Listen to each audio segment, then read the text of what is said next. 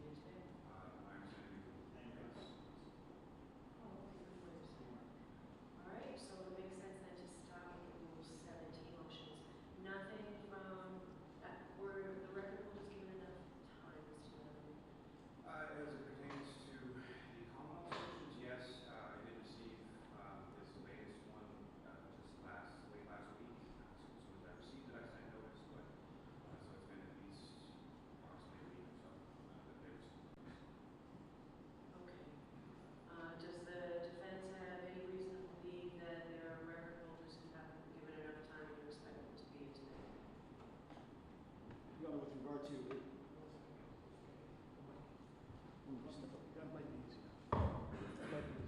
Your Honor, if the court could define which of there's multiple motions, both from the side, the record holders from, or with related to Mr. Lally's motions, NBC, ABC, alarm.com. Is that what the court's talking about, or the... Do you have any reason, Mr. Lally said that he sent out notice to all of the record holders pursuant to Rule 17. Right. And that he only heard back from one person. I know some of these motions were filed late, so my concern was that some of these record holders did not get notice. Yes. Just one addendum to that, Your Honor. I did also speak with counsel for the town of Canton, and they have no objection to the records. Okay. It's Commonwealth, but that is observed. Okay.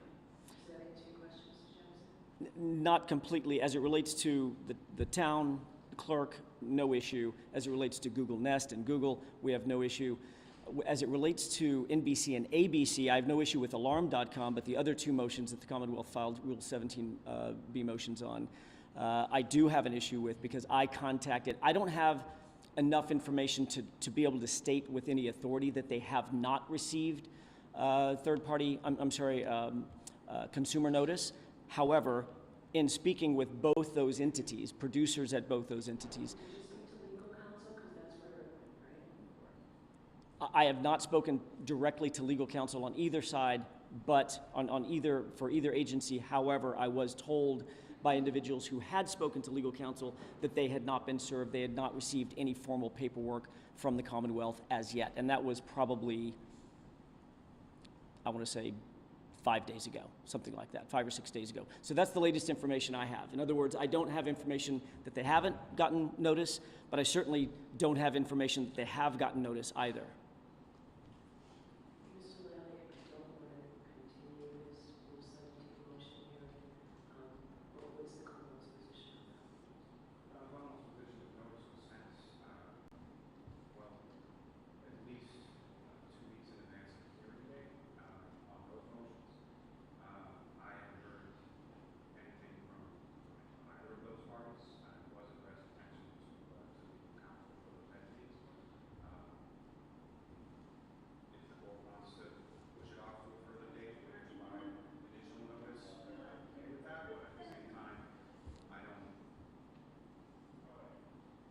foresee being any issue. And obviously, if the court were to allow the motion to go to records and some objection to them, certainly no records would have to be produced until at such time as they concur. What I intend to do is go forward on the motion today. I will, in all likelihood, take it under advisement, and if we hear from them that they did not receive notice, or they had late notice, or they want to be heard, I can reopen it. That's satisfactory with us, Your Honor. So, since you have one that seemed the quickest to resolve is the Canton Town Clerk motion, Mr. Clerk, let's take 116. So in reviewing that, I sort of assumed it was something that the parties might agree to, and you say the Commonwealth agrees to that, Mr. Lally? No objection. All right, so I will allow that. I'll take a closer look at the proposed order.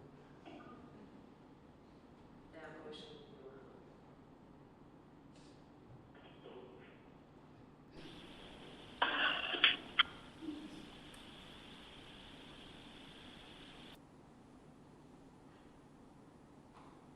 Mr. Clerk, I'm going to hold on to that. Take a close look at the order.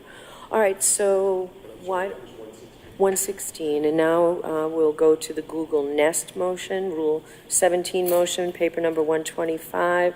Mr. Henning, why don't you come up, since this affects your client as the third party?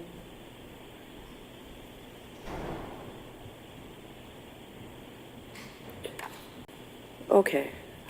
So why don't I hear first, I'd just like you up here, why don't I hear first from Mr. Jackson? Sorry if it makes it uncomfortable for you standing there. But why don't I hear, I guess you'll have to take a seat. Why don't you just sit back? Thank you. I'm sorry, Mr. Henning. All right, Mr. Jackson, I'll hear you on your motion. Thank you, Your Honor. There's very little question that the security camera footage capturing the interior and exterior of the Albert home, the scene of John O'Keefe's death, is evidentiary, it's relevant, it's material to the defense, and it should be material to the prosecution, I would think. It should be I material. have a proposed order from the Commonwealth, so I don't know that there is that much of an opposition to There may this. not be, but there may be an opposition from, it sounds like Mr. Henning has some things to say as well, and so my comments are directed as much to that as it is to the Commonwealth. We've known for some time that there was a camera at the house of the Alberts, but what's truly interesting is how we know that there was a camera at the house of the Alberts on the date that John O'Keefe was killed. We know that there was a camera at the house, Your Honor, because a grand juror asked Brian Albert during the course of his testimony about the camera. It wasn't the Commonwealth that asked that question. The assistant district attorney went through 26 pages of questioning at the grand jury, a full panoply of questions surrounding the circumstances of John O'Keefe's death on January 29th, 2022, and not a single question was asked about security footage that did or did not exist at the time. A grand juror had to step in and ask that question. And that's interesting in and of itself, but this is a longtime law enforcement officer, Brian Albert. I'm actually going to interrupt you. Mr. Lally, is there any objection from the Commonwealth? So as it pertains to the motion being allowed, no. The only objection, and that's why the Commonwealth filed a modified proposed order, because it's seeking records from Google. Okay, so we'll talk about the proposed order. Before I hear you, because we have so much to do this morning, Mr. Jackson, I do want to hear whether Mr. Henning is objecting to this. Come to a microphone, please, on behalf of his client. It will save us some time if we direct it to the order if there's no objection. I do understand. I don't think my comments are going to be very lengthy, but there are some things that I do want to put on the record on behalf of Ms. Reed. Okay, I'm as going to it ask you to pertains have a this. seat. I'll hear if there's an objection, and then you can figure out what you need to say if there's no objection. Good morning, Your Honor. Greg Morning. Canton on behalf of the homeowner. With the proposed order that the Commonwealth submitted in mind, that language, Mr. Albert, the homeowner, has no objection to the Rule 17. Thank you. All right, I'll hear you now, Mr. Jackson. I don't know if you heard that. Did you hear Mr. Henning? I think I heard him say that there was no objection. To the proposed order from the Commonwealth. The proposed order, the problem with the proposed order of the Commonwealth is it indicates that they believe that the information is appropriate prior to January 29th, which is in and of itself ridiculous. The whole point is to get the camera footage from the 29th, from the early morning hours of the 29th.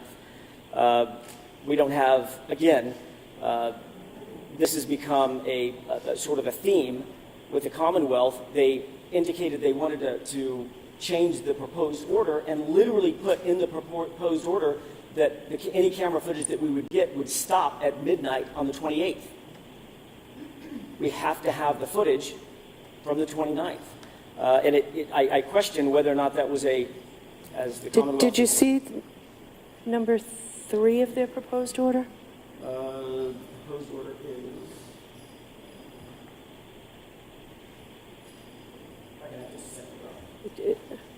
I read it as it's asking for a longer period of time than you requested. It's more expansive than what you requested, Mr. Jackson. Number 1 says activation or setup information for any Google Nest camera registered to Brian Albert or Nicole Albert prior to January 29th. Right, that's 1. Number 3. The Commonwealth's proposed order is more expansive than the defendant's proposed order. If there's an objection to that, I'll hear you. But obviously, there's no objection to us expanding the time. We want it as expansive as possible. I just want to make sure you have the motion. Do you only have the first page of it? No, I've got the motion.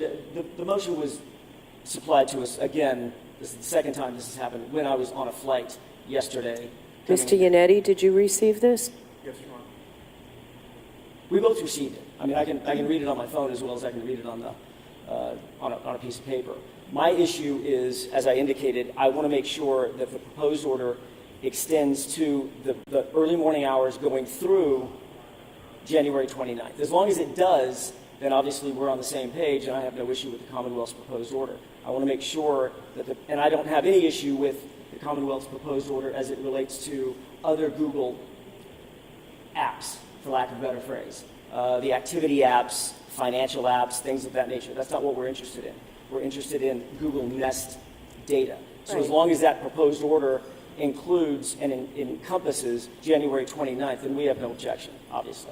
Mr. Lally, am I reading this wrong? No, Your Honor. Actually, number one that Mr. Jackson was taking issue with is actually directly copied from his own proposed order.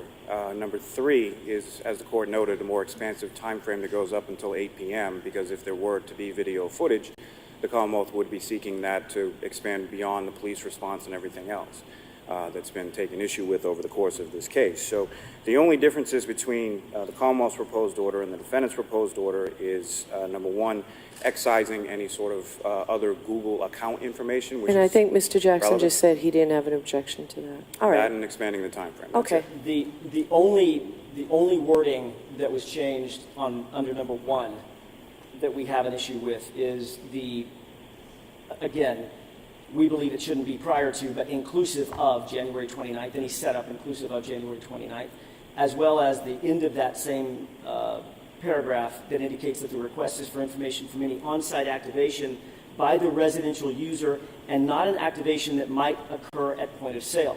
There is no such thing as point of sale to our knowledge of a Google Nest activation system. In other words, the setup, I think that's a throwaway line, and I think it should be stricken from the order because it's confusing. There is no point of sale activation that we're aware of for Google Nest systems. But other than that, that's relatively pro forma. If sum and substance is that we get the Google Nest data, that's what we're concerned with. All right. And you'd prefer that I add the expansive time frame than the Correct. less restrictive time frame Correct. that you requested? Yes. All right, so Mr. Clerk, you can mark this. I'm going to hold on to it because I'm going to take a look at the orders more closely, but Rule 17 is allowed, no objection from the homeowner. So thank you for coming in for that, Mr. Henning.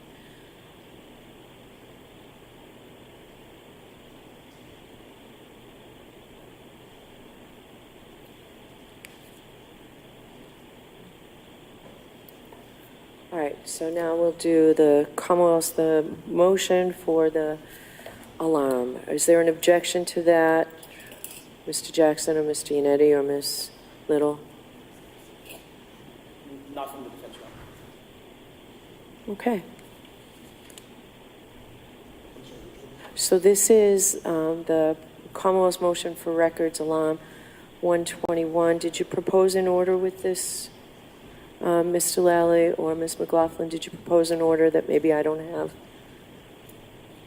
Should be an order attached. I can provide the copy with an additional. You might have it, Jim. All right. Thank you. Thank you.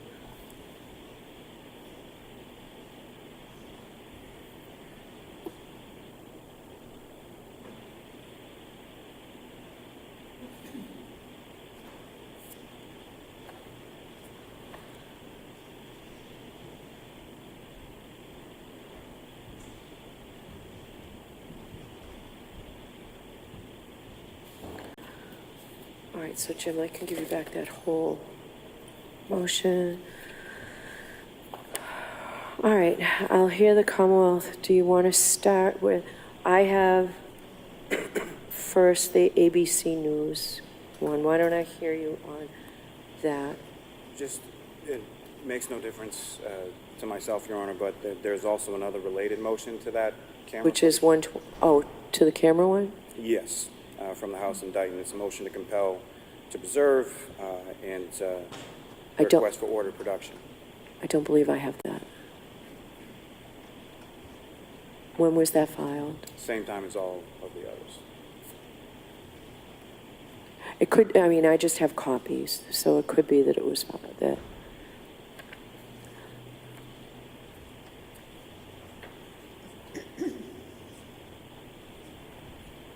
So Jim, it's probably somewhere around 121, maybe 123. What's it called again?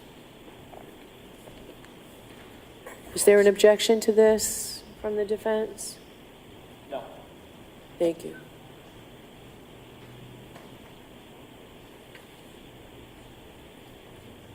Okay.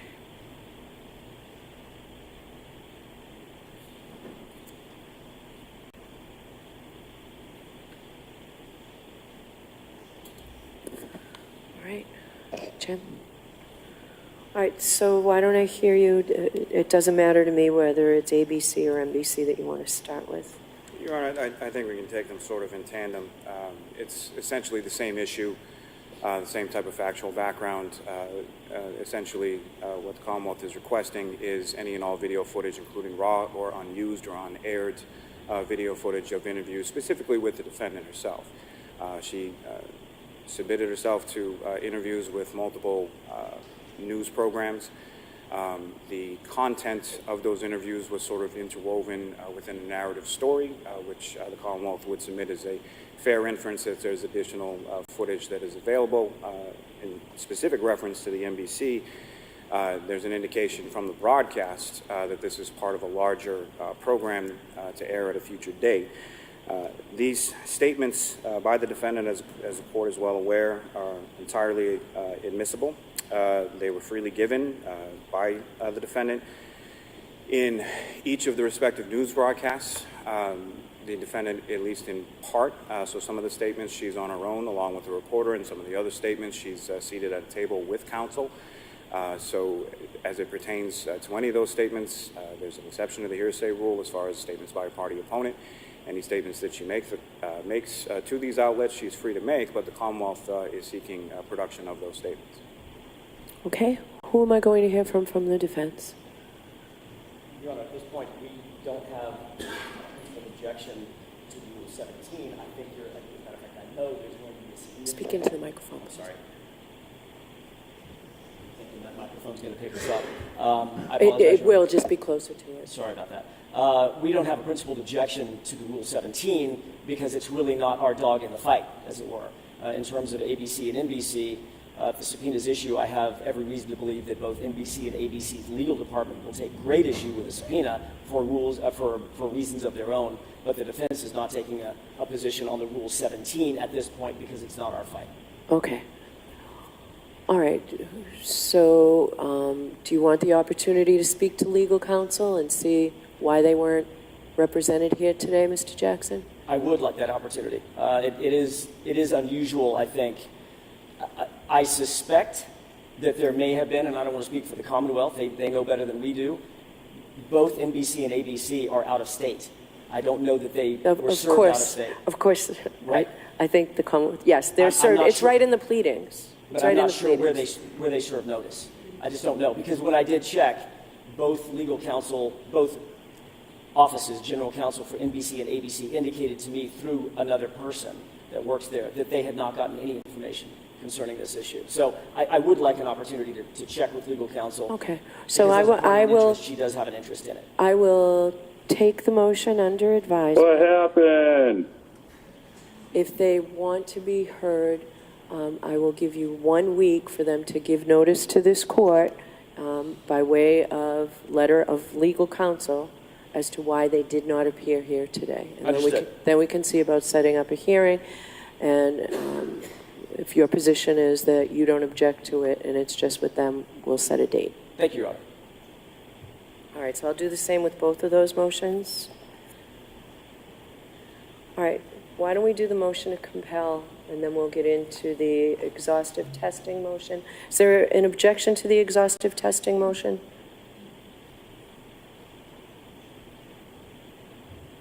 At this point, Your Honor, there is. Okay, so we'll there's hear some the technical motion. reasons, but We'll do the motion to compel first. thank you.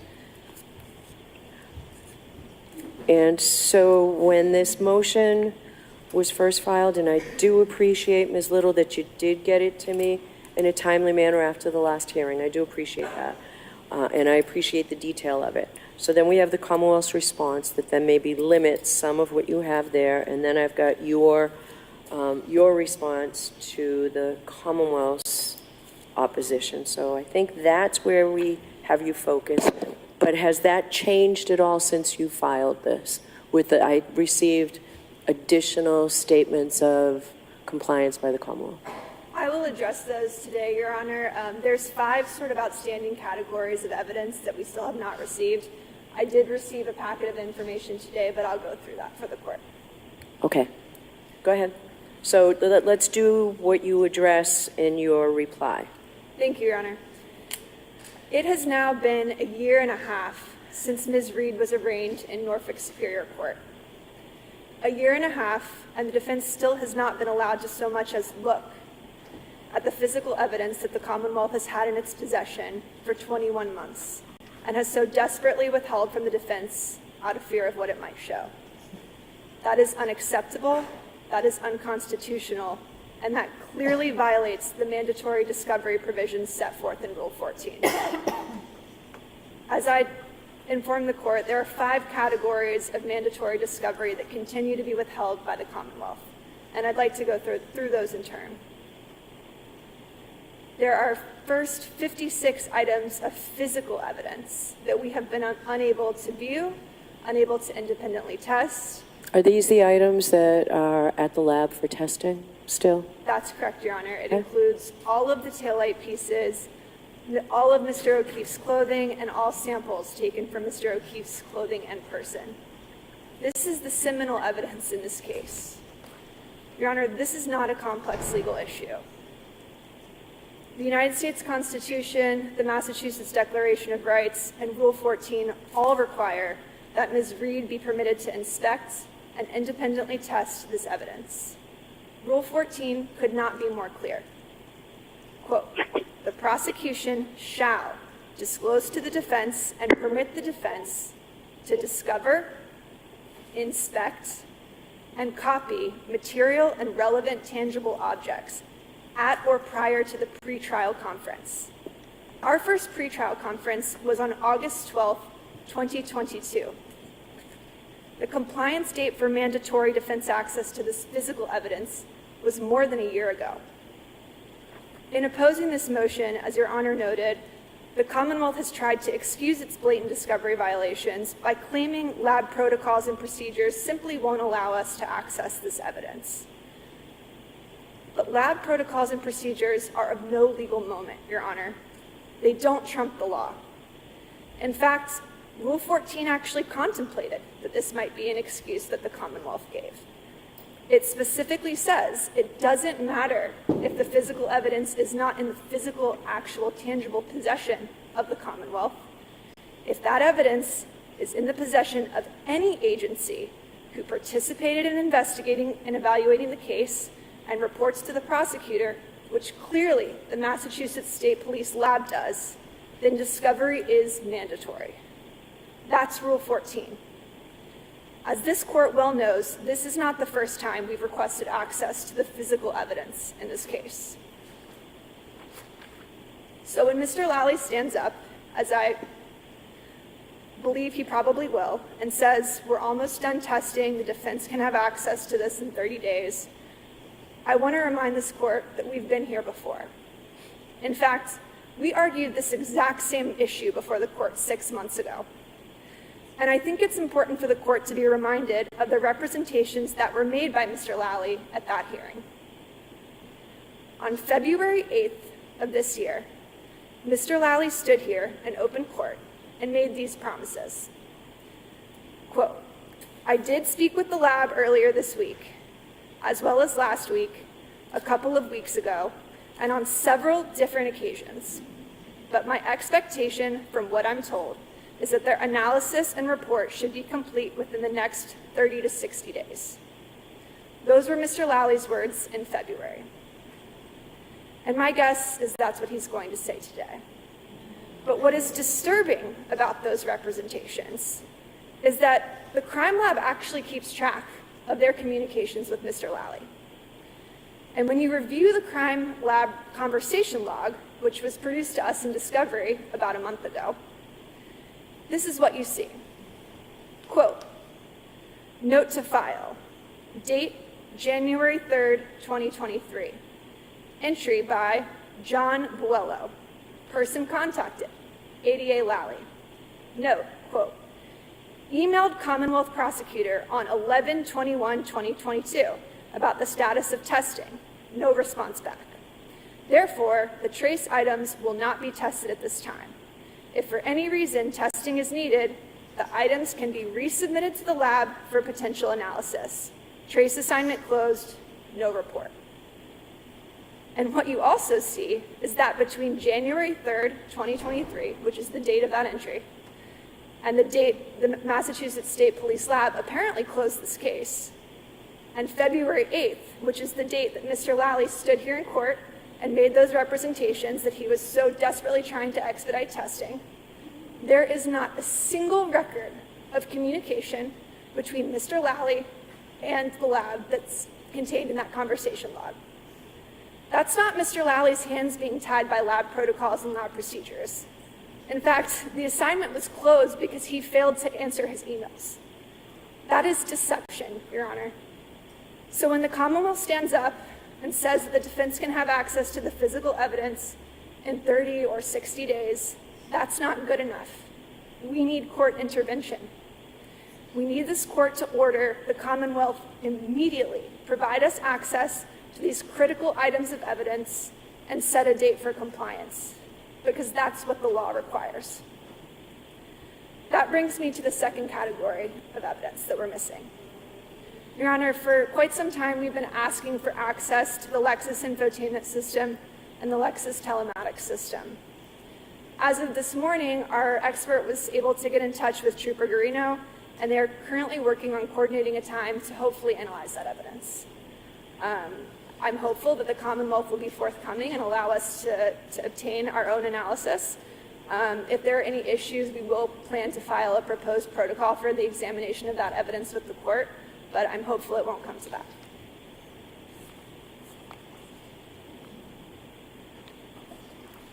The third category of evidence is the handwritten notes of law enforcement. As this court is aware, it was filed with our papers. Law enforcement was ordered to preserve all handwritten notes taken in connection with this case. That was done in Stoughton District Court on February 2nd, 2022. And I know Your Honor sort of reaffirmed that order just in passing during one of the court appearances when we asked for her to renew it. We know law enforcement took copious notes in this case because most, if not all, of the reports were drafted weeks, even months after the actual interviews or investigation took place. We're asking for the court to immediately set a compliance date for production of those notes. If the Commonwealth has nothing to produce, then we also need confirmation of that because it's in violation of a court order. The fourth category are reports, handwritten notes, and mapping documenting the recovery of evidence from the Albert residence. This information should have been produced over a year ago. If you were to review all of the police reports in this case, as we've done, then you might mistakenly believe that there were only 2 searches of the lawn of 34 Fairview Road that resulted in the recovery of taillight pieces. Those searches were on January 29th at 5:45 p.m. by the CERT team, and there was a second search on February 3rd, 2022.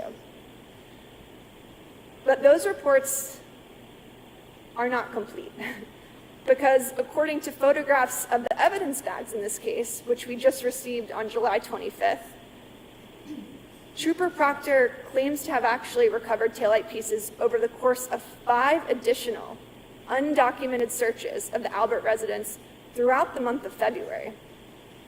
The only reason we even know about these searches is because when Trooper Proctor logged these pieces into evidence, he had to write his name, the date, and the place those pieces of taillight were supposedly found, 34 Fairview. That's 5 undocumented searches, Your Honor. We don't have a police report for any of those. No notes, no reports, no photographs of where those taillight pieces were found in the yard. No memorialization of the individuals who called Trooper Proctor to the scene. That is not acceptable. If this information exists, we're entitled to it. We need a short compliance date for the production of these notes and reports so that we can at least attempt to prevent further fabrication of evidence. The 5th category of evidence, Your Honor, is the raw data associated with the CERT team search on January 29th at 5:45 p.m. We received a disc this morning from Mr. Lally. I obviously have not had a chance to review that yet, so I don't know what's actually contained on it. This has become somewhat of a pattern in this case. So I'm hopeful that everything's on there, but I'm not able to guarantee that for the court. He also indicated that there are additional materials that are forthcoming. Obviously, we haven't received those yet. I'm asking the court to set a compliance date to make sure that we actually get the information that we've requested. Okay, thank you. Mr. Lally? Your Honor, I'm not quite done. Oh, you said there were 5. I was going to have a conclusion if I may Okay. finish addressing the court. Thank Sure. you. Your Honor, we are entitled to this discovery and we need compliance deadlines. Ms. Reed has a constitutional right to a speedy trial and to prepare and present her defense. The law is clear that Ms. Reed was supposed to have access to all of the requested information in August of last year. Respectfully, Your Honor, we're asking you to please enforce these rules and get Ms. Reed the discovery that she's entitled to. Thank you. Thank you. Come on. Yes, Your Honor. Most of what I believe was just addressed was dealt with in the Commonwealth's response.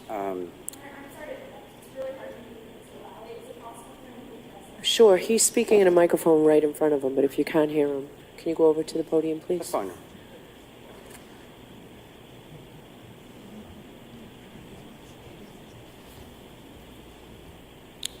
So, Your Honor, I believe most of this I've addressed in the Commonwealth's response, and just to be clear, it's not an opposition to the defendant's motion.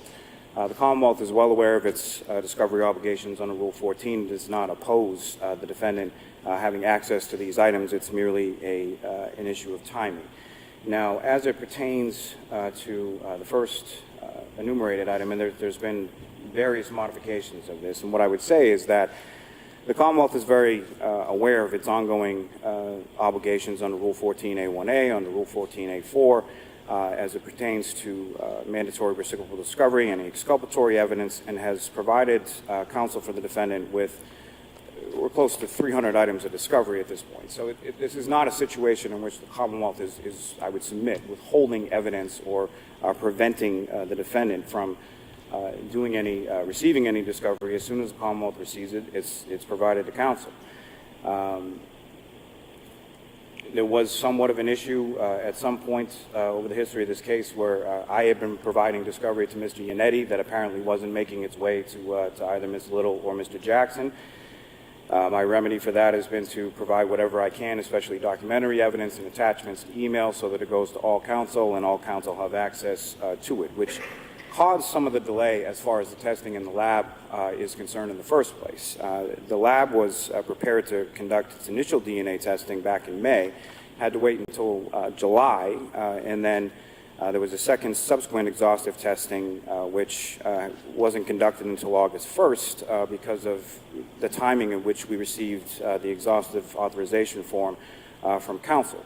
What I can say is Ms. Little and Mr. Jackson were very good as far as soon as they were made aware of the issue, they executed the forms. I received them, forwarded them to the lab the same day. But unfortunately, all of the DNA testing was not able to be completed on that July date because of how late we received that particular assignment. As far as the items that are contained at the lab, again, these are the lab's policies, they're not my policies. There's nothing as far as anything that the district attorney's office or myself has done, any suggestion that we're desperately withholding evidence from the defense as we're afraid of what it might show is just patently ridiculous. The items that are at the lab there's no objection to counsel swabbing anything from any of those samples, inspecting them, photographing them, doing whatever they would like with them. The issue is when the lab is done. And as I detailed in the motion, there was a recent trace assignment that was completed, not recent, but several months ago actually.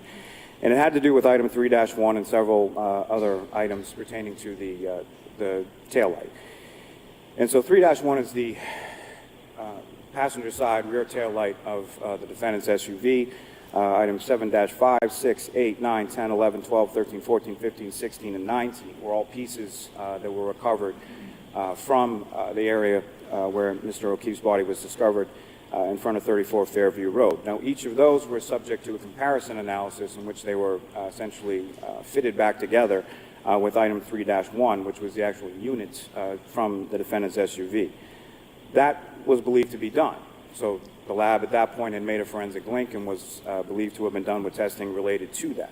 Subsequent to that, there was a subsequent discovery based on some additional testing in relation to item 7-18.18. And that essentially was microscopic pieces. And when I say microscopic, they measure approximately, probably less than 1/16 of an inch of clear and red plastic pieces that were recovered from the victim, Mr. O'Keefe's clothing, specifically his shirt. Based on that discovery or analysis, there was then a subsequent trace assignment that was created in relation to comparative testing for those microscopic pieces to item 3-1, again, an item that the lab had theretofore thought that they were, had completed with. There's also an ongoing trace assignment for comparative purposes to some glass that was recovered from the rear bumper of the defendant's vehicle, comparing it to pieces of what they describe in the lab notes as a cocktail glass that's found on the ground near Mr. O'Keefe and near Mr. O'Keefe's shoe. Of note, what I would say is that Mr. O'Keefe is observed leaving the waterfall bar last time that he's on video, carrying a short cocktail glass in his right hand as he's leaving from that facility. So that trace assignment is open. The DNA results from the July testing has been completed and provided to counsel.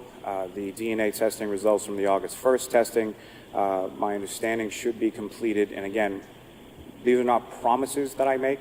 These are estimations based on what the lab can tell me as far as their expectation of when items will be completed. But the DNA testing, I anticipate, should be completed on or around September 26th. Those two trace assignments should be completed sometime in the last week of October.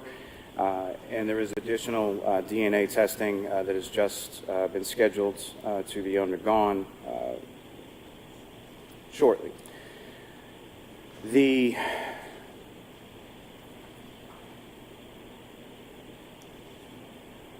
As far as whatever the court deems appropriate to impose, obviously the Commonwealth will comply with that. We'll make arrangements with the lab. They do not allow outside personnel into the lab, so it would be a situation where obviously items that are currently undergoing testing are not going to be taken back from the lab, but if there are any items that have no forensic value left to the lab, once this sort of round of testing is completed, we will certainly pick those items up and make them available for counsel. But Do you anticipate that this will be the last round of testing for DNA? I anticipate it will, but at the same time, it depends on what the other testing shows. So it's typically what the lab is going to do is they're going to test until they get a forensic link, or either they do or they don't. But basically, so without knowing what the results of the testing that's just undergone, is just about to be undergone, or is undergoing currently, I can't speak as to what those results would be, and therefore I can't speak to whether or not there would be any need for additional testing. Okay. As it relates to the Lexus infotainment and telematics, I'm just a little confused because initially how it's phrased in the motion to compel is it's sort of incorporating all kinds of different materials. So it's talking about an ACM, EDR, LSS. Now the ACM is the airbag control module in the car, EDR is the event data recorder, LSS is the Lexus safety system that's specific to a Lexus. All of those items are in the vehicle. And I've endeavored to arrange, should counsel have an expert that wishes to view or download that material directly from the vehicle themselves, all of that material, including the raw data, has already been provided to counsel. Way back in May of 2022, Mr. Yannetti had retained a reconstruction expert who had actually gone to the vehicle and downloaded the ACM material. So I'm just, what I was told most recently is that they don't need to look at the car, or they don't want to meet with Trooper Paul from the CARS unit to do anything with the car. As far as it pertains to the Burla and the telematics, as I've stated previously to Your Honor in court, the issue is, and just for the court's understanding, the Burla is, think of the Burla as a Celebrite for an infotainment system. So it's essentially the software that downloads it. The issue is that Burla, which is essentially really at least the only certified forensic tool that I'm aware of that pertains to those types of systems, They receive updates periodically from the manufacturer. I believe there's another one coming up in a month or so. But I have no information. We reached out to Berlin numerous times, but I don't have any information as to whether or not this make and model of a Lexus is going to be part of that update that they provide. But up and until we receive an update that can actually read and parse the data that's contained therein, it's an issue as far as, you know, there has been data that we've extracted and we provided to council, but it's essentially unreadable data at this point. I am aware that Trooper Garino from our office spoke with council's expert yesterday, actually, in regard to seeing what can be done, what had been discussed, and what I had discussed and discussed in the Commonwealth's response is what's called a chip-off. Now, a chip-off is something that doesn't just pertain to the burglar or to the infotainment system. It also would apply to an event data recorder. The issue with the chip-off is that it can be, and likely would be, destructive. So essentially what it involves is sort of burning the chip off of the unit. And in that process, sort of inherently within that, can be destructive to whatever data or material is in there. And you don't know that until you've already completed the process and started to look at it. And that is the reason that the Commonwealth has not endeavored to do that at this point and has opted to wait and see sort of if we can get an update from Burler or from the manufacturer to Burler so that we can read and parse the data. If that is something that council is interested in doing, again, I've spoken to Ms. Little a little bit about this, that the Commonwealth certainly is not going to conduct any of that testing without them having an expert present to do any sort of chip-off or any kind of destructive testing whatsoever. But if that is something that council is interested in, I would encourage council to file a motion with the court, as would be done with any sort of destructive testing. And if that's something that the court orders us to do, obviously we will be present, and council will have an opportunity to be present with an expert as well. The third category, I believe, Ms. Little was referring to notes of law enforcement. Absolutely no issue with that. It's been requested. I should have those in a short frame. If the court wants to order their production within, say, 2 weeks, that's absolutely fine. Reports, notes, and mapping from the CERT team. Again, these are items, what Ms. Little was referring to today is a GPX file that I just received yesterday from the CERT team, and that's why I'm providing it today. Obviously, sending it in the mail wouldn't do as good as handing it to Ms. Little today. But essentially, what I put on that disk is a GPX file, and it's a file that contains data that can only be opened in a mapping software. So in addition to the GPX file, I also put some mapping software onto the disk to make it readable. If council wishes to use a separate software application, obviously they're free to do so. When do you expect to be able to do all that? So that was provided today. The other part, as far as notes from the CERT team, there are no notes from the CERT team. I spoke to Lieutenant O'Hara from that unit. There are no notes. They have reports, they have diagrams, they have the mapping raw data. The only thing that I'm currently waiting on and should have in the next few days or so is in relation to, I don't even know if they asked for it, but it's something that I was looking for as far as dispatch logs and ALV data as far as when they were dispatched and when they arrived at 34 Fairview Road, all of which should be logged. Similar to items that's been previously provided in regard to the Norfolk County detective units. As it pertains to Trooper Proctor, 5 undocumented searches of the residence, I don't believe that those occurred. I will certainly look into that, and if there is any documentation related to those, whether they be notes, whether they be photographs, whether they be reports, again, the Commonwealth has no issue providing those in short order. That's something that I've heard of the first time today while I was sitting here in court. Now, I believe the fifth thing pertains to the raw data, which again, the Commonwealth provided this morning. So, as it pertains to this or any discovery, there's been a number of other discovery items that Ms. Little and I have had conversations in regard to over the last several months, over the last however long it's been. But I would submit that when I'm asked of things, asked for discovery, formally, informally, whether by formal motion or not, the Commonwealth has no issue with continuing to abide by its duties and obligations under Rule 14. Whatever discovery I have, or whatever discovery that I can provide, I'm happy to do so. That is, Okay, Ms. Little, any follow-up with that?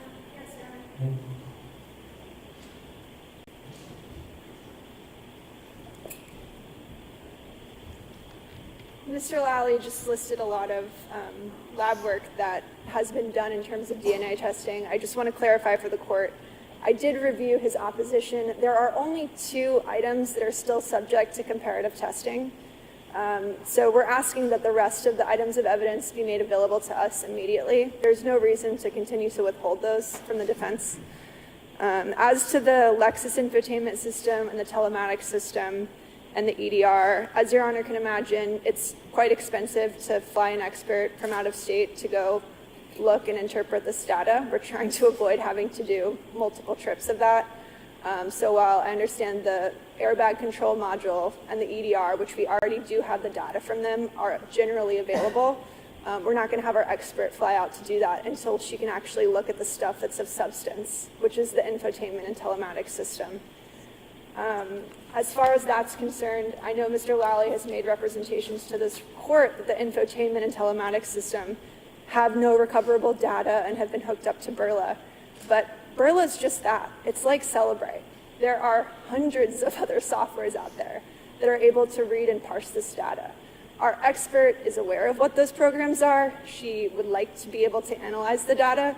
She believes that there's likely ways to do it that are non-destructive. She has reached out to Trooper Garino to inform him of this. He seems to be receptive to doing that. Okay. She won't know until she actually looks at it what particular softwares will be appropriate.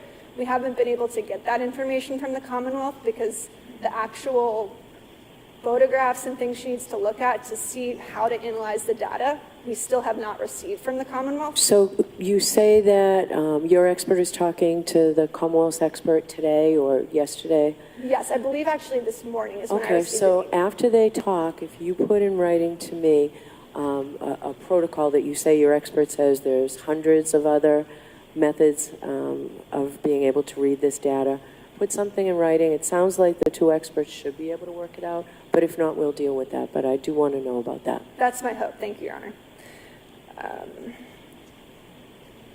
With regard to the 5 undocumented searches, we don't have reports on those. Like I said, we have photographs of the evidence bag that shows that taillight pieces were not put into evidence until late February. There were 5 undocumented searches. They came from somewhere. So we need reports on those. And with that, I will submit, Your Honor. Mr. Lally, earlier when you talked about the DNA, you said that on 9/26, one item, the testing should be complete, the other, the last week in October, and then you said the third, you were looking for a date, but I think you said soon. Do you know when whatever the third part is that you were talking about?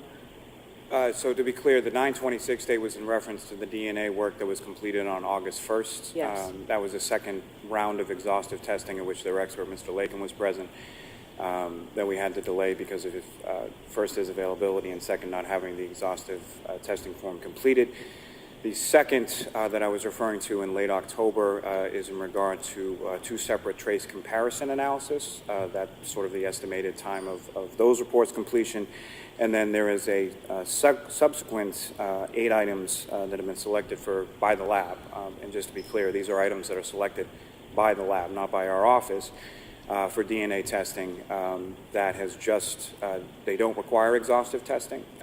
So that has just begun to be, I think it's scheduled within the next week or 2 to undergo that testing. And then just my own sort of estimate as far as typical turnaround time for DNA, in which, it has been communicated to the lab on numerous occasions, every single bit of testing that's been done. As per the court's suggestion and direction, I've requested expedited analysis with regard to each of those. So that I would expect probably around the same time frame, late October, early November, as the trace comparison. All right. So what I'm going to do is I'm going to order expedited testing on those 8 items that have not yet been testing. And I want the Commonwealth to be able to report back in the beginning of November the results of all of the testing that's been completed. And if it's not completed, why? and when you expect it to be completed. Why don't we have all of that by November 3rd?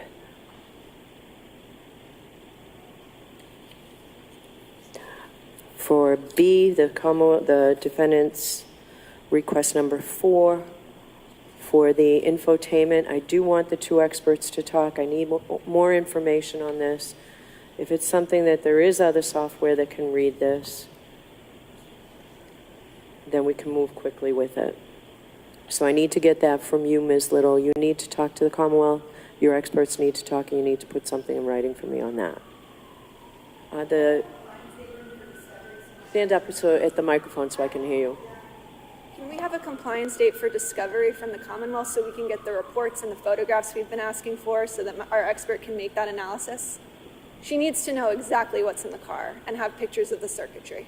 Your Honor, if I could just speak to that. So the photos are on a disc and in the papers that I handed to Ms. Little this morning. Also, when I spoke to Trooper Garino, he indicated that following his conversation with Ms. Gaffney, who was the defendant's expert, yesterday afternoon, that he had forwarded an email with each of those photographs to Ms. Gaffney directly. Okay, so if you talk to her today, if she still needs them, put them in writing and we'll order them to be produced.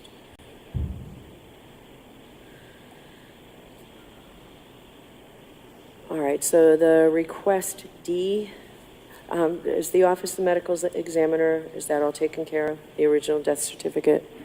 You didn't raise that this morning, Ms. Little? Yes, So- Your Honor. Okay, so request number 5 is all set? Yes, Your Honor. Okay. So regarding the request for all of those notes, a 2-week date. So let's get that by the 29th of September.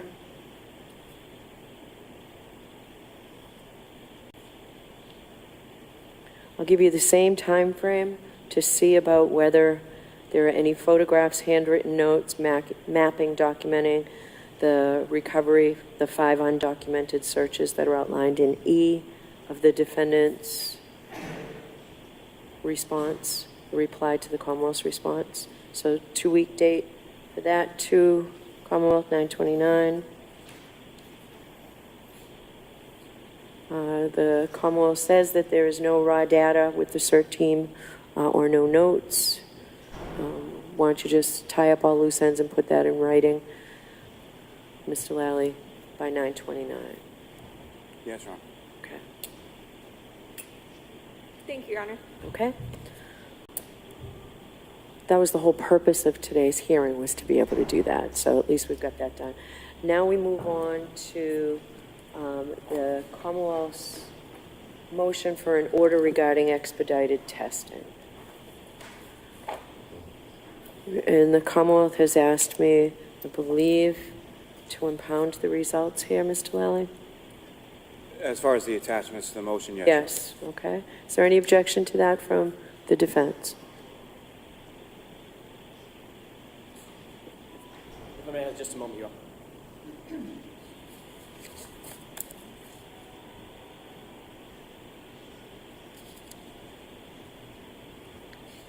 Your Honor, I'm sorry. Did you say expedited testing or were you referring to exhaustive testing? Is that what you're asking? Exhaustive testing, the Commonwealth's Okay. motion. I'll let you address that. So, okay. Your Honor, there is an objection. Okay, so let me hear the Commonwealth then on the Fine. motion, then I'll hear your That's fine. objections. My question was simply on the impounding of the attachments. There's an objection to the impounding of the attachments? No. Okay, that was that question. I'll let you be heard on the motion, Mr. Jackson, but I'll hear from the Commonwealth first. And Mr. Clerk, the results that are attached here, Commonwealth satisfied me that they qualify for impoundment, and I will impound them. Yes, Your Honor. Duration of trial. Yes, I'll put that in here. All right. Mr. Lally, I'll hear you on the exhaustive testing motion. Yes, Your Honor. So, very simply put, there is 2 items that, as I just referenced earlier, had been subject to DNA testing in July of this year. Among those items was the root end of a hair, item 3-6.1, from item 3-6, which was a hair that was recovered from the rear bumper of the defendant's vehicle. The testing that the Commonwealth is requesting would surely be exhaustive based on the size of the sample. The MSPCL, the State Police Lab, does not have the ability to conduct mitochondrial DNA testing or the testing that the Commonwealth is requesting be done in this case. We've identified an external vendor. This item was initially marked by the State Police Lab for an external vendor because of that reason, because of the size of essentially what is the shaft ends of the hair. For those reasons, the Commonwealth is requesting that it be permitted to send it to Bodie Technologies in Lorton, Virginia, which is a lab that the Commonwealth and Defense routinely use. I don't think there's any question as to the ability of the lab to do said testing. I've also attached as Exhibit C, reached out to Bodie just because obviously, whereas it would be exhaustive testing, we were curious, or I was curious as to whatever their policy was regarding observation of testing procedures. They do somewhat allow for it, but it's more sort of behind glass. And It was helpful to me to be able to read it. so for those reasons, whatever, I mean, that is something I think that is up to the defendant through her counsel as far as how she wishes to exercise that, and I'm sure whatever their choice is can be arranged with the lab, but whereas the testing is exhaustive and it would be sent to an external vendor, I felt that a court order was appropriate in order to, prior to sending that sample off and conducting that testing. So you are not asking that I impound Exhibit C? It certainly doesn't have to be. I just did it as A, B, and No, C. the only thing that requires is A and B, so I'm only impounding A and B. That's fine. All right. All right, now I'll hear you, Mr. Jackson, on your opposition.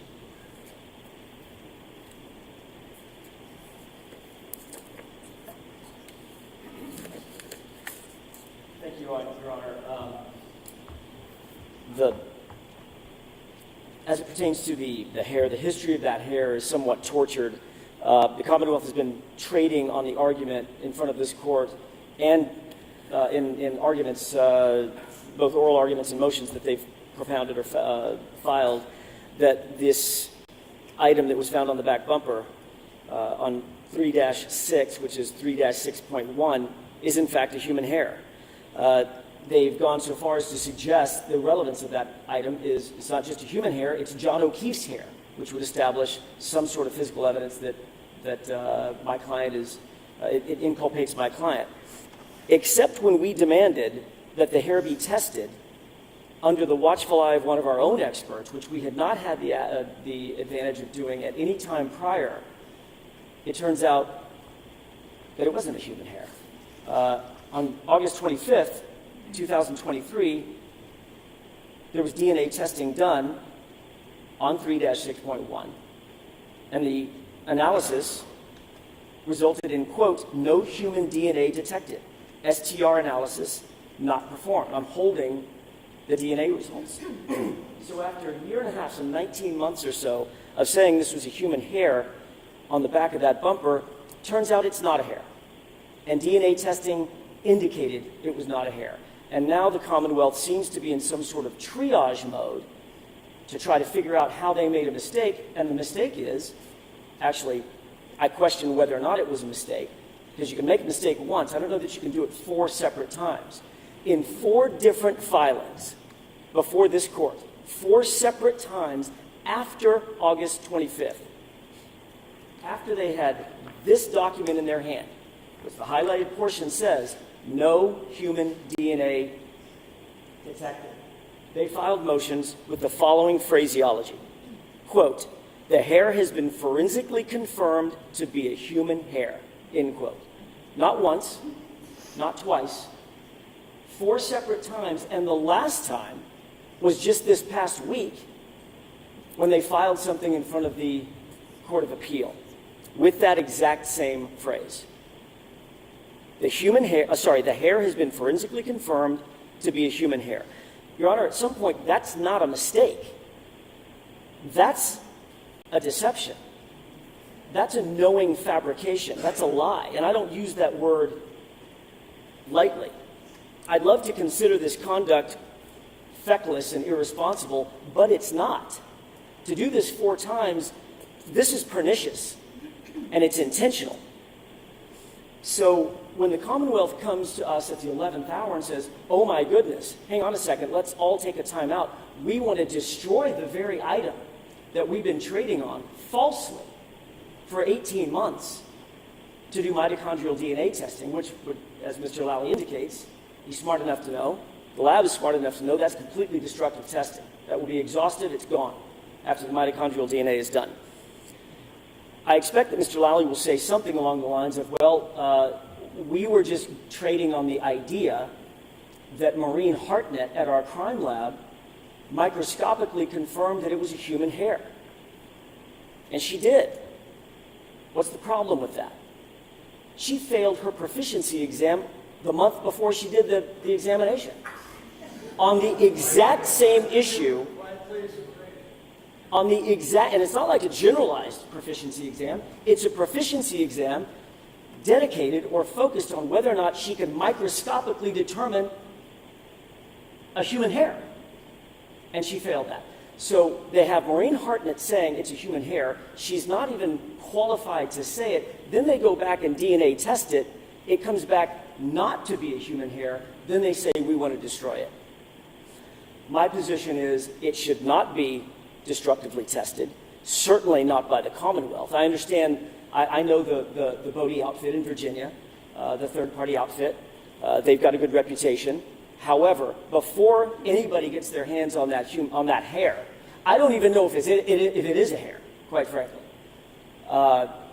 Before they get their hands on that item and destroy it, I would ask that that item be made available to us. This protocol is undertaken all the time throughout the country. Have it sent to an expert of our choosing, and we have one in mind out of Chicago, probably the most well-reputed microscopic analysis shop in the entire country. We'll have them employed to look at it microscopically, make their own determinations. At that point, Mr. Lally, myself, we can agree, if in fact the results are satisfactory, to have it exhaustively tested, but certainly not now. Not after this, as I said, tortured history of this item. Okay. So am I going to hear from Mr. Lally or Ms. McLaughlin, who wrote the... Mr. Lally, I'll hear from you.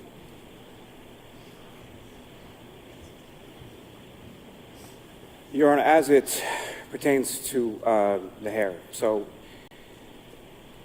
the analyst responds to the garage of the Canton Police Department, labels it as an apparent human hair based on the characteristics that she observes when she removes the item. The item is then taken back to the lab and microscopically analyzed. There are photographs that counsel has from the lab packet that's already been provided. I would submitting any of those photographs to whatever expert they want. I would imagine would concur with Ms. Hartnett's analysis based on those characteristics that it is a human hair. I believe what has just been stated is a complete misrepresentation of what that DNA testing report says. So what the DNA testing report says is that there was no human DNA detected. As the court is well aware, there are essentially 4 steps that are done in a short tandem repeat DNA analysis. The second step being quantitation. So when there is an insufficient amount of a sample, and that's why the root end of a hair is the one that's initially tested for DNA, because you're not getting DNA typically in typical DNA testing from the actual strand of hair, which you're using the root end in the hope that there are some residual skin cells that are left from profile from. That's what no human DNA detected means, which I'm sure counsel is well aware of in its representations to the court to the contrary. So the STR analysis is not done on the root end of the hair because there is an insufficient sample for them to even replicate in that quantitative second step. So the findings from the criminologist or the criminalistics expert as a microscopic evaluation of that particular item and identifying it as a human hair is not incongruous with the finding from the DNA that there was no human DNA detected on that particular item. So as far as this particular item being sent, we're not looking to destroy the item. It's based on the item's size that any further DNA testing is going to exhaust the sample. We're sending it to an outside lab, to an external vendor, and that external vendor does provide for some opportunity for the defendant to send an expert. to observe said testing. So there is nothing that's being hidden here or kept from the defendant. All items as far as that microscopic analysis are concerned, lab notes, photographs, everything pertaining to that has already been provided to counsel. All of the testing results have been provided to counsel, and we're asking for it to be, for the court to order or allow or permit it to be sent to this external vendor to conduct this testing and bring in the order before the court because of their observation policy and because of the likelihood of the exhaustive nature of the testing. If the testing is to occur, did they give you a timeline as to, I'm going to hear from you in a minute, Mr. Jackson, I just want to know the answer to this question. Did they give you a timeline as to how quickly that could occur? I believe 2 months or so is the estimate that I got. All right. I'll hear you now, Mr. Jackson. At the end of the day, all we're asking for is to have the item reviewed microscopically that has nothing to do with any destructive testing whatsoever. It's going to be reviewed microscopically by somebody who actually knows what they're doing. And my problem with Mr. Lowley's response, and I understand why he's responding this way, well, there's no deception here, we weren't pulling the wool over the court's eyes or counsel's eyes or anybody else's eyes, it looked like a hair. Why didn't they say that? Why didn't they say, it looks like a hair, as established by our expert who failed her proficiency examination? That would have been a truthful statement. But the statement that they've repeated over and over and over to this court in papers and in affidavits under oath, under penalty of perjury, is the hair has been forensically confirmed. There is no, you can't word salad your way out of that. Forensically confirmed means it's been DNA tested to confirm forensically and scientifically that it is a hair. Then they turn around and try to confirm it forensically, and there is no human DNA detected. I understand that the short tandem repeat testing, the mitochondrial testing, has not been done yet. That's their 11th hour sort of Hail Mary to try to cover themselves for what they've already done, which is to basically defraud the court. And not one, but two, but three, but four different filings. 3 in front of this court, 1 in front of the Court of Appeal. It just doesn't pass the smell test. What we're asking for is very simple. We can address the mitochondrial destructive and exhaustive DNA testing at some point down the road. We want access to that item so that we can confirm whether or not it's even microscopically been properly analyzed. That's all we're asking. And I'll submit. Can you get me an affidavit from your expert as to why photographs are not sufficient? I can, and I can, as an officer of the court, I can certainly indicate to the court that this has been done enough. I'm experienced enough to know that they can't do it vis-a-vis even a micro photograph. They have to see the item in person, but I can get a declaration to that effect. And how the procedure would be conducted and how long it might take. Put all of that in writing for me, and I'll consider it when I consider this motion. Thank you, Your Honor. All right. So we'll move on to Mr. Yannetti's motion as to why I should change the conditions of release. Thank you, Your Honor.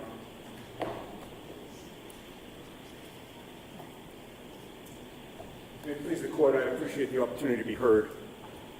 Your Honor, I stand before you because it is in the interest of justice for this court to lower my client's bail to personal recognizance in exchange for Ms. Reed turning in her passport and signing a waiver of rendition.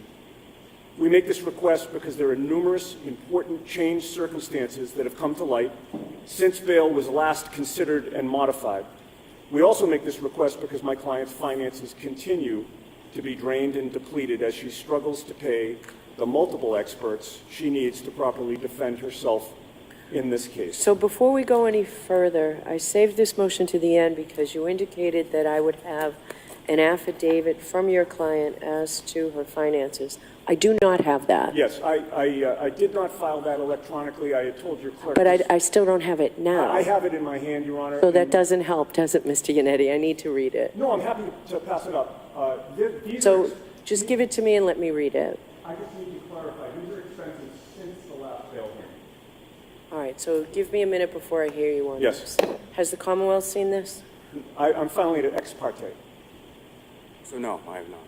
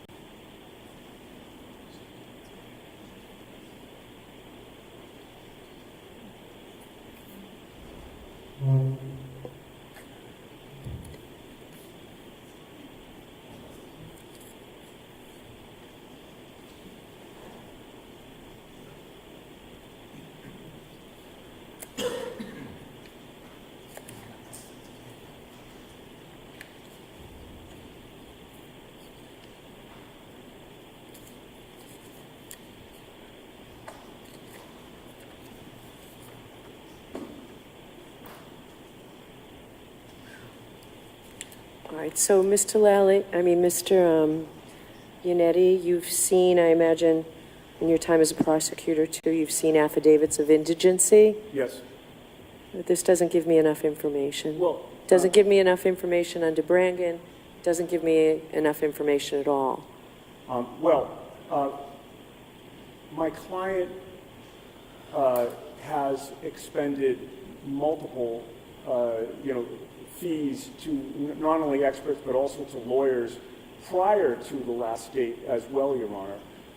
In terms of qualifying as indigent, I would argue that we have a little bit of a different situation here. Generally speaking, somebody qualifies as indigent because they can't afford an attorney, they can't afford any experts at all. That's not what we're saying. What we're saying is there's an overwhelming financial crush with regard to this particular case. And there are also, I should say, many more expenses to come, many of which have been already discussed by this court with regard to the multiple experts. Do you want the opportunity to file a proper affidavit on DeBrangan? This doesn't give me the information that you know that.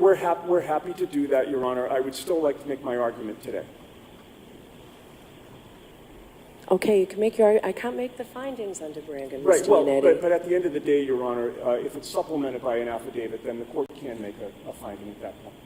Okay, I'll hear you since you're here and you're ready, and we're doing a great job with timing. I appreciate counsel all being succinct today. I appreciate that, Your Honor. Just continuing with my train of thought, the $80,000, our argument is, it's sitting in the Norfolk Superior Court clerk's office now serving no purpose other than to prohibit my client from using that money to properly defend herself. Your Honor, every time this bail has been discussed regarding this matter, both in Stoughton District Court and in this court, the Commonwealth has consistently maintained that their only justifications for requesting bail are, number one, the potential penalty my client faces, and number two, the nature and circumstances of the case. With regard to with regard to both, I'm concentrating my argument on changed circumstances. With regard to the potential penalty, in light of the changed circumstances that have and will be discussed during this argument, in light of what we've learned since the last time bail was modified, we believe, and my client well knows, the potential penalty she faces is nothing. There will be no penalty here because there will be no conviction. There will be no conviction because the evidence establishes her innocence. There is no jury anywhere who will ever vote to convict her for a crime she did not commit. And that leaves us, Your Honor, with a bail argument that relies really exclusively on the nature and circumstances of the case. And the nature and circumstances of the case, as represented by the Commonwealth during its numerous bail arguments regarding this matter, have been shown to be false. It is a fact that the nature and circumstances of this case have completely changed, even since the last time this court modified her bail. The nature and circumstances of this case, in fact, are night and day from what was presented to Judge O'Malley in Stoughton District Court at my client's arraignment there over 19 months ago. At that arraignment, Your Honor, having read only the scant information that the Commonwealth made available to me, it was still immediately clear to me that this case was a tragedy but not a crime. From the very start, with most of the evidence hidden from the defense, the Commonwealth's case against Karen Reed was extremely thin. And from the start, she had no reason to flee, because even without the results of our investigation, her defense was strong. And it was strong because it was based on innocence. By the time I got back to my office that afternoon, I had already begun to learn that this wasn't just a tragedy, and it wasn't just that my client had committed no crime. But shockingly at the time, I learned that somebody else did, in fact, commit a very heinous crime. A friend and colleague of Brian Albert's called me on February 2nd, 2022, only hours after my client was arraigned, and named Brian Albert and his nephew Colin Albert as potential suspects. That tip on day one of this case led us to do the investigation the Commonwealth did not do, the investigation they refused to do. And as my co-counsel has argued today, that investigation revealed that the Commonwealth's investigation was based on one lie after another. And the exposure of those lies is a major change circumstance which justifies lowering my client's bail to personal recognizance. I'd like the court to consider that at the outset of this case, State Trooper Michael Proctor submitted a report stating that Fairview Road in Canton had not been plowed during the early morning hours of January 29th, 2022. He claimed in that report that Michael Trotta at the DPW had told him during a phone call that he had with him after John O'Keefe was killed. We did not take Michael Proctor's word for that, and thank God we didn't, because we learned that was a lie.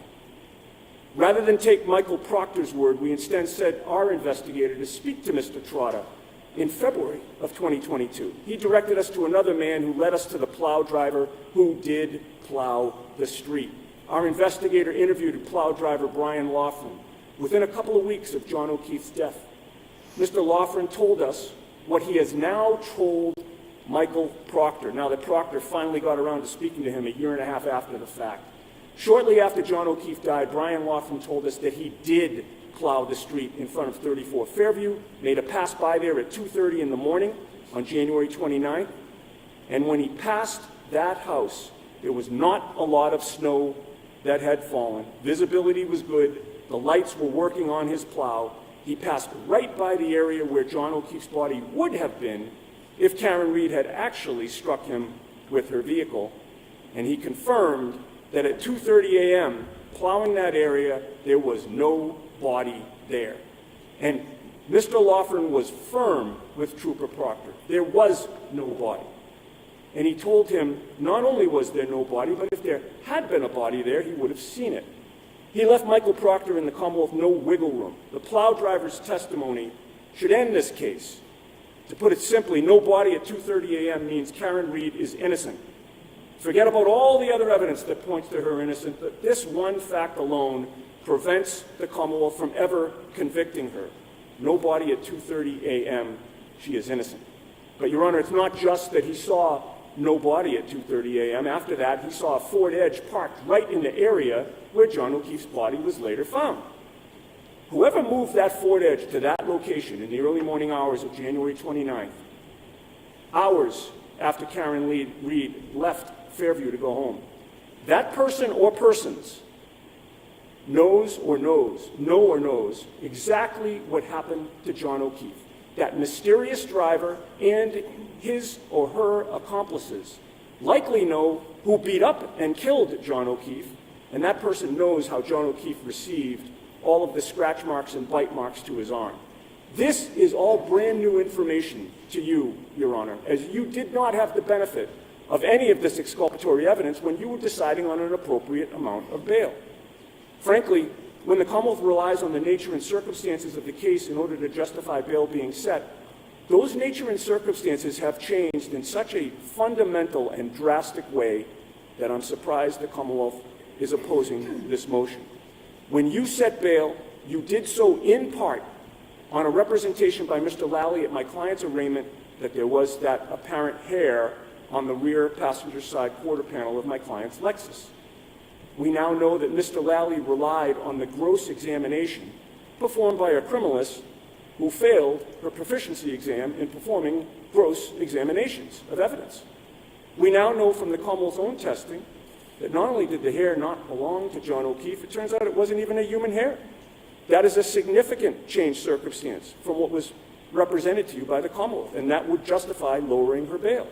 When you last set bail, Your Honor, you had no idea that one of the Commonwealth's main witnesses, Jennifer McCabe, who had been at Brian Albert's house on the night in question and would have had to walk by John O'Keefe's body in the yard if it actually was there at that time, went home and at 2:27 a.m. Googled Hoslong to die in cold.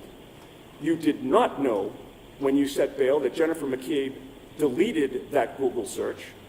We have stressed to you ever since that our expert not only found that search, but we stand ready to prove beyond a doubt that Jennifer McCabe did it at 2:27 a.m. Our expert is certain. And importantly, the Commonwealth's handpicked expert, Ms. Hyde, confirms that the timestamp was 2:27 a.m., but says that the reason is unknown. This is all new information that you did not have when you have set bail in this case. And it goes without saying, Your Honor, that Jennifer McCabe's Google search, trying to determine just how much time had to pass before John O'Keefe would die in the cold, is completely consistent with her guilt or complicity in this crime and completely consistent with my client's innocence. You did not know this, Your Honor, at any time that you set bail, and this is a changed circumstance justifying a reduction. This is on top of the lies that have been uncovered.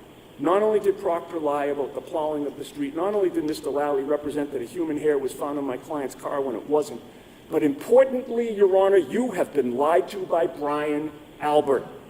In opposing our motion to get the animal control records, Mr. Albert's attorney told you that Mr. Albert's dog, Chloe, had no history of attacking human beings. Thank goodness you ordered the records, Your Honor, because we learned that was a lie. And to be clear, I do not believe for a second that Brian Albert's attorney, Greg Henning, would lie to this court. That leaves only one possibility. Brian Albert lied to him. Brian Albert told him that Chloe had never attacked a person. Brian Albert was desperate to keep these records secret from the defense and was willing to lie to keep them secret. The fact that those records have now been brought to court and reveal that Chloe attacked not just one but two people in the past, sending them both to the hospital, is a major change circumstance. Brian Albert lied, which is powerful evidence of his consciousness of guilt. You should have been able to consider that before you set bail in this case, but that information was kept from you. It is now yet another changed circumstance that justifies the lowering of Ms. Reed's bail. Now, I expect that the Commonwealth will argue 2 points in opposing this motion, both from lab reports. One, that John O'Keefe's DNA was found on my client's Lexus, and two, that there were microscopic pieces of taillights supposedly found on his clothing. Both of these arguments are red herrings. Regarding his DNA being found on the vehicle, our response is, of course it was found on the vehicle. It would have been shocking if John O'Keefe's DNA were not all over that vehicle, on every part of both the outside and the inside of the vehicle. He was in the vehicle that night, shortly before he was killed. He was around the outside of the vehicle several times that day and night. That vehicle was parked at his house for months. He lived with the owner of that vehicle. It's completely unsurprising that his DNA is on it. That finding does not undercut the new and powerful exculpatory evidence of no body being found in the yard at 2:30 a.m., a Ford Edge being near the yard where the body was later found after 2:30 a.m., Jennifer McCabe Googling how long to die in cold at 2:27 a.m., and then 3 minutes later, Brian Lawfern driving by 34 Fairview and confirming no body there. Regarding the tiny pieces of taillight, for those to have any evidentiary value, you have to trust the person who had custody of John O'Keefe's clothing before it was sent to the lab. So, Ms. Little, I'm not looking at any, if you show them to the audience before you show them to me, I'm not going to look at them. Okay, please put that down. Mr. Yannetti, do you have chalks for your bail argument? Please put that down. Do you have chalks for your bail argument? I have one chalk that I was intending to show the court at the So appropriate time. I don't need to see a chalk, Mr. Yannetti. You didn't give me sufficient evidence under Commonwealth versus Brangan. Well, So I will hear you because you want to make this statement. So go ahead, but no chalks. Well, you're right. Just so we're clear, it's not just her financial status that justifies reducing the bail. The thrust of my argument is all with regard to changed circumstances. I understand that, so I'm going to let you continue. But a very important piece of this is missing. So go ahead with your argument. No chalks, please. Yeah, and obviously my argument is, leaving the financial issues aside, the bail should be lowered based on my argument here today that I'm making to this court. I had just stated, Your Honor, that in order for the microscopic supposed pieces of taillight to have any evidentiary value, you have to trust who had custody of them, which means that you have to trust Michael Proctor. And I question, how on earth can anyone trust Michael Proctor? I've previously referred to him as being conflicted, which is certainly true, but it actually does not go far enough to describe what he has done in this case just by taking the case. The more appropriate word to describe him is corrupt. Only a corrupt state trooper would agree to investigate a murder case in which a body was found in the yard of a family friend. Only a corrupt state trooper would keep his ties to that family friend hidden. Only a corrupt state trooper would refuse to go inside the home, which featured the body of a dead police officer on its lawn. Only a corrupt state trooper would write in his report that a street had not been plowed when it had. It was the corrupt Michael Proctor who took custody of John O'Keefe's clothing, and that clothing was not submitted to the lab until several weeks after Michael Proctor seized it. You, I believe, have seen the chalk, Your Honor. That chalk shows that Michael Proctor is at the hospital. John O'Keefe's body is on a hospital bed. You see Michael Proctor's feet, and at the bottom of his feet, you see a pile of John O'Keefe's clothing, unattended, sloppily, thrown on the floor. That's the care with which Michael Proctor treated what they now claim is important evidence. And that clothing was not submitted to the lab, Your Honor, until after Michael Proctor had seized my client's Lexus, and therefore seized pieces of the taillight. And you should consider how he treated the evidence afterward as well, in terms of not sending it to the lab until March of 2022. He had it for weeks. Michael Proctor's mother has described the Albert family as the Proctor's second family. Michael Proctor told witnesses who showed up to testify before the grand jury that Brian Albert is the salt of the earth. Michael Proctor's wife has posted about how much they love Colin Albert. The Proctors have constantly been photographed with the Alberts going back over a decade. We've shown that Michael Proctor's in a wedding party with Colin Albert. Colin Albert was the ring bearer at Michael Proctor's sister's wedding. It's so clear that Michael Proctor was both conflicted and corrupt. He had every reason to sprinkle tiny pieces of taillight that he had seized into the clothing that he alone took, so that the lab would later find it weeks later, and sure enough, they did. And this supposed discovery does not undercut the fact that Jennifer McCabe Googled how long to die in the cold at 2:27 a.m., and Brian Loughran went by and saw no body outside that house 3 minutes later. So legally, you have all the support you need to release my client on personal recognizance.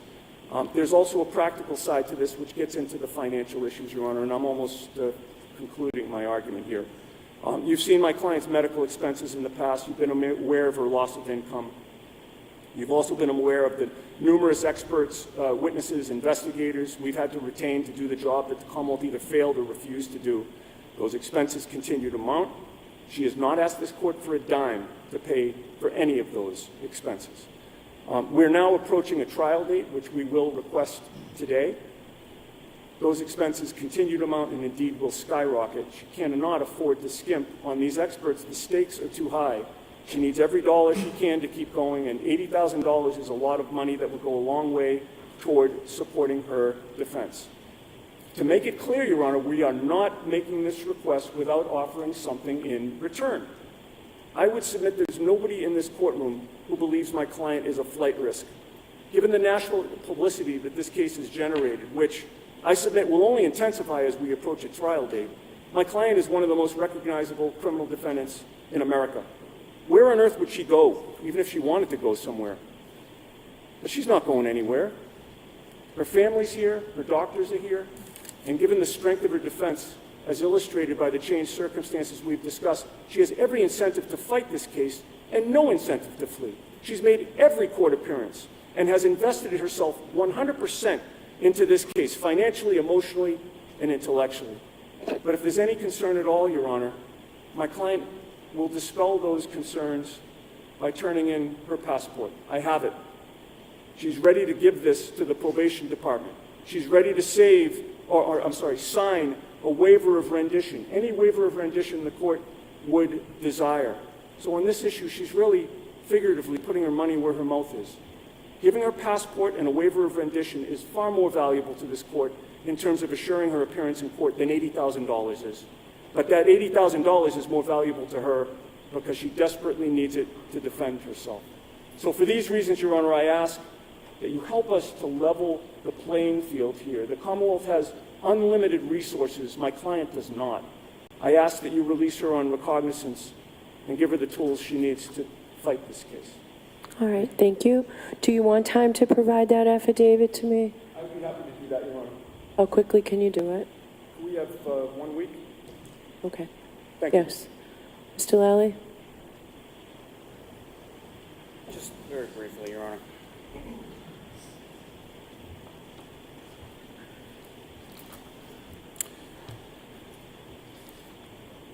The Commonwealth just requests that the bail remain the same. There's no change in circumstances of the facts, and I use that term loosely as Mr. Yannetti was recounting for the court. Notably absent from his motion in regard to the apparent hair, which I've gone into great detail to explain. I won't bore the court with that explanation again. But what it leaves out is, again, yes, as counsel was alluding to, there were 2 items that were tested for DNA, one of which being the taillight housing. Just to be clear, the taillight that was within the defendant's vehicle, which was then compared to the DNA of the victim, Mr. O'Keefe, and that there was a significant statistical probability of comparison between Mr. O'Keefe to a number followed by 30 zeros, that Mr. O'Keefe's DNA was on the taillight. The same taillight that was broken when the defendant struck Mr. O'Keefe with her vehicle. Now, as far as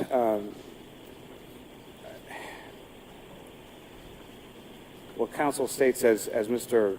Loughran's testimony goes into great detail in the motion as well. What he leaves out, though, is that all these insinuations that the Ford Edge somehow belongs to the Alberts, or is Brian Albert's Ford Edge, or something to that effect. What he leaves out from that interview with Mr. Loughran is that Mr. Loughran specifically says that Ford Edge is not Brian Albert's Ford Edge. Another sort of interesting issue in relation to the affidavit from the investigator in regard to seeing that Ford Edge and his label as such is that the investigator essentially takes Mr. Loughran out to the parking lot, points to a Ford Edge, and essentially says, "Is that it?" Somewhat suggestive identification of that particular vehicle, the Commonwealth would suggest. There is simply no evidence of Trooper Proctor having a close connection with the homeowners. There is simply no evidence.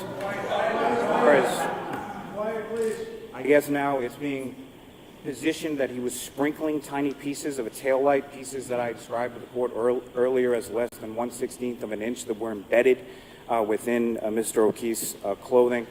I'm not going to go over again and again the issue as far as Ms. McCabe's search on her phone. The court has been provided numerous reports from forensic experts disputing whatever Mr. Green's findings are. Counsel seems to want to choose or pick and choose as they do with each particular piece of evidence or each report as to what they want to highlight. But the conclusions from Ms. Hyde's report are clear, that from her analysis of that search was conducted respectively at 6:23 a.m. and 6:24 a.m. It is not a mystery as to when that search was conducted or why that search was conducted. It was conducted by Ms. McCabe at the bequest of the defendant. As far as anything pertaining to Ms. Reed's financial resources, again, those were filed ex parte, and as the court, so I really can't speak to those. All I can speak to as far as financial resources is this case was initially arraigned in the Stoughton District Court. The court set a cash bail of $50,000. The defendant posted that within minutes. The defendant was then arraigned in this court. The court set a cash bail of $100,000 initially at arraignment in June of 2022. That bail was posted within minutes. If the court is inclined to reduce the cash bail, I don't think it's of much moment to the defendant, Ms. Reed. But if it were, I would ask that some additional conditions be set in place, similar to what I had asked for previously on the February date. If the court were inclined, I would concur with surrendering her passport. I would concur with executing a waiver of rendition, and I would ask that there be an additional order that the defendant be ordered to remain alcohol-free, subject to random testing with a SCRAM device, based on the nature and circumstances and based on the indictment she faces in this court. Thank you. Okay. If I may respond briefly to 2 points, Judge. Okay. Your Honor, first, with regard to the DNA being match or a presumed match of John O'Keefe. What Mr. Lally didn't tell you is that that sample was a mixture of John O'Keefe and 2 unknown people. So I don't know if the Commonwealth is changing its theory again to say that my client struck John O'Keefe and 2 other people, and the other 2 people somehow got away. But that doesn't make a whole lot of sense. The second thing is, with regard to the Ford Edge that Brian Laughlin saw outside that property, I would say 2 things. Number one, assume it was not Brian Albert's Ford Edge. It doesn't matter because there was somebody there outside the property where the body was found after 2:30 a.m. They would have either seen or not seen a body and known or not known that there was a body there. But finally, with regard to that point, Mr. Laughlin was clear that it was not Brian Albert's Ford Edge. What he did not tell you, what Mr. Lally did not tell you is there's another member of the Albert family that has a Ford Edge, and that's Colin Albert. Okay.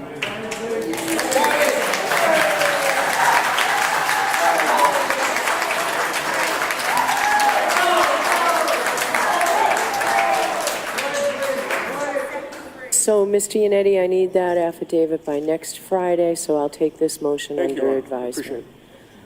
All right, so I said at the beginning that we need to set dates, and it's been mentioned that there have been a couple of pretrial conference dates. There have, but council have not complied with the Superior Court standing order that we need to get back on track. So Superior Court standing order 2-86, so we need to set some dates. And council has to comply with Rule 11 of the Mass Rules of Criminal Procedure regarding the pretrial conference. So I'm going to give you a date for you to fill out the pretrial conference report and do everything that you're supposed to do pursuant to Rule 11. We need that before we can go any further. And in that report, you need to outline dates for filing of motions.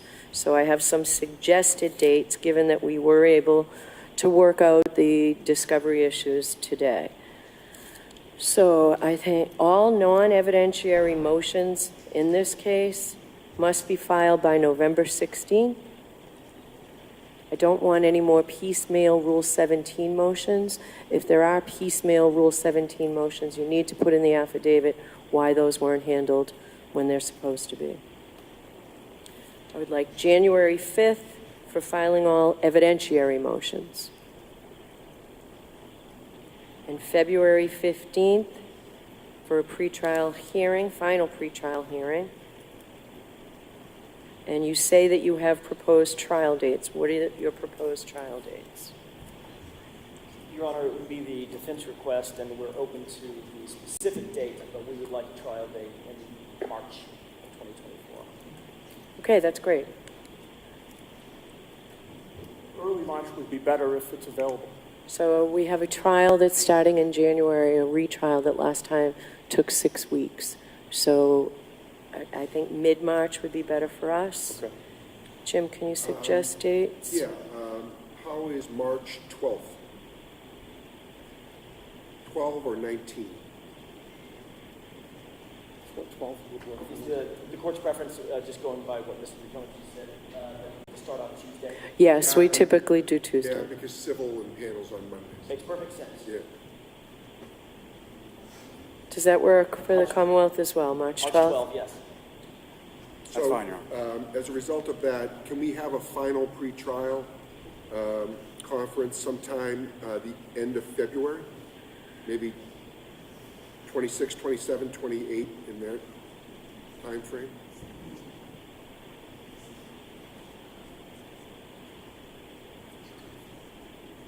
Is that okay? Is that week good? for you guys? We're just Oh, I'm checking, sorry, yeah. I'm sorry. Yeah, yeah, go ahead. It's good for me. I just want to make sure it's good for my Yeah, folks. fine.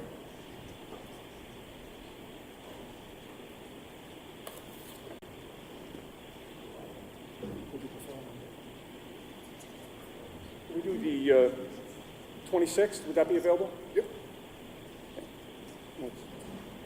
That's a Monday, we can do that. Is that- That'll be at 2 p.m. I was just going to ask. All right, 2 p.m. Yeah, and we expect you to exchange motions and eliminate any potential voir dire questions, as whether or not you want to do a panel voir dire.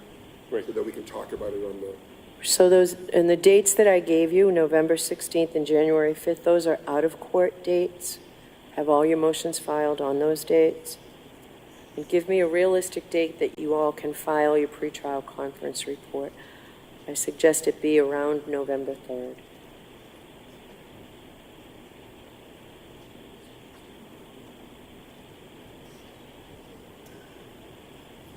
Yeah, maybe we'll do November 3rd.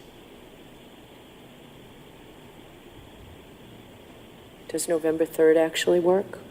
Can you do November 3rd? Yeah, November 3 is fine, Judge. All right. So that's just the final pre-trial conference and that's out. Yes. Yeah. So we currently do not have an in-person date until we see about those filing of motions from January 5th.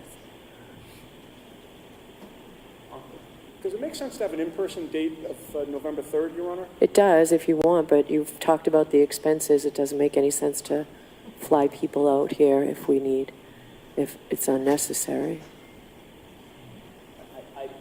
My suggestion, my suggestion is that the juices will be squeezed. We would like to have an in-person hearing on November 3rd. Just to Okay. make sure if there's any T's that need to be crossed or I's that need to be dotted. I'm not available that day, Okay? that week, actually. That whole week. I'm on trial, different Can we, court. can we pick a date the next Oh, week? 6, 7, 8, or 10? 10 it says Veterans Day observed, but I don't know. No, Jim, let's do, let's actually do the following week. Let's do the 16th. So,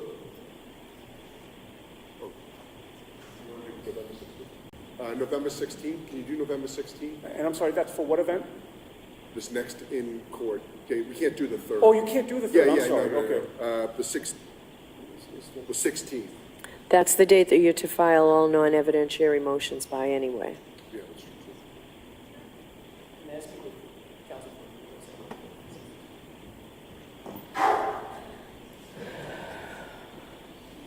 Jim? My counsel makes a good point. Maybe it, oh, I'm sorry. I know.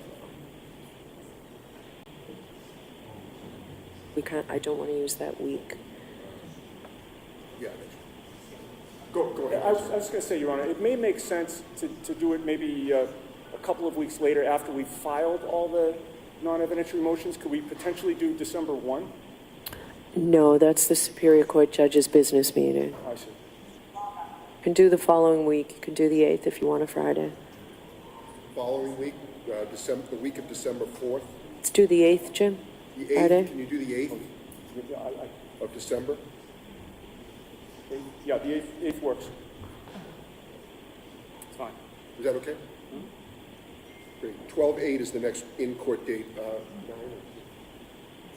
you- 9 o'clock, Jim. 9 o'clock, okay?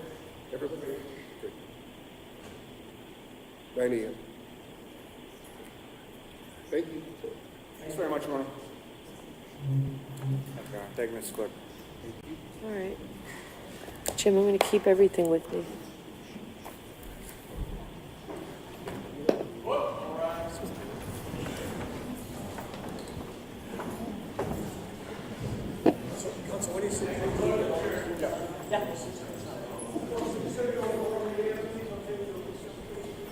Goodbye. Jimmy, that would be great. If I could see you in a bit. Tori, thank you very much.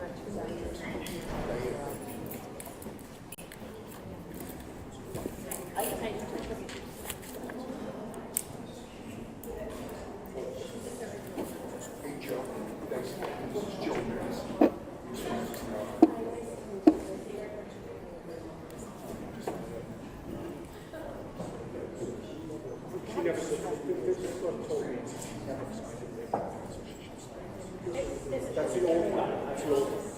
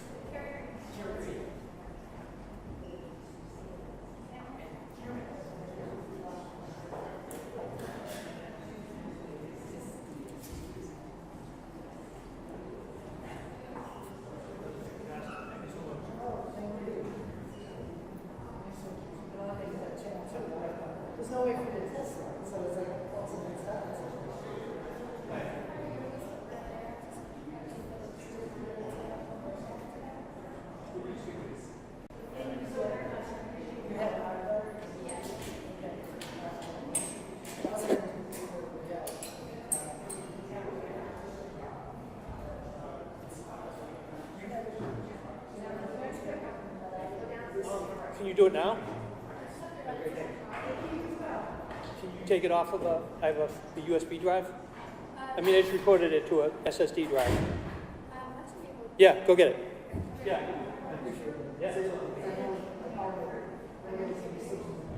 Sure. I'm running outside to load my camera.